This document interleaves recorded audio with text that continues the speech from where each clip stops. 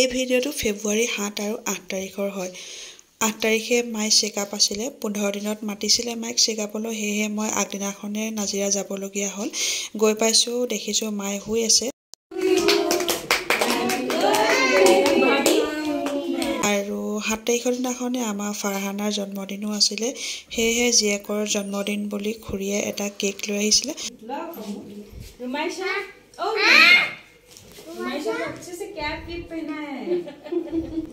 আৰু ৰাতিপুৱা সোনকালে উঠি দৌৰা-দৌৰিকৈ ওলাই এয়া আমি 8:30মান বজাতে যাবলৈ ওলালোঁ ডিব্ৰুগড়। মাইক লৈ গৈছোঁ। আসসালামু আলাইকুম, সকলোকে নমস্কাৰ। ৰাকিবা চেনেলৰ অন্য এটা নতুন ভিডিঅ'লৈ আপোনালোক সকলোকে স্বাগতম জনালোঁ। আশা কৰিছোঁ আপোনালোক সকলোৱে বহুতেই বেছি ভালে আছে আৰু আল্লাহে কৰাত আৰু আপোনালোকৰ সকলোৱে দোৱাত মোৰো বৰ্তমান ভাল। আৰু অলপ পাছতে আমি এয়া ডিব্ৰুগড় আহি পালোঁহি।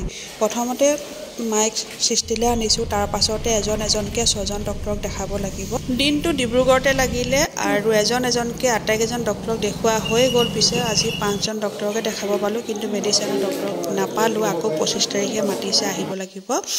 আৰু ৰাতিপুৱা লগ পাইছোঁ আপোনালোকক। ৰাতি ভিডিঅ' ঘৰ আহি নকৰিলোঁ, বহুত ৰাতি হৈ গৈছিলে।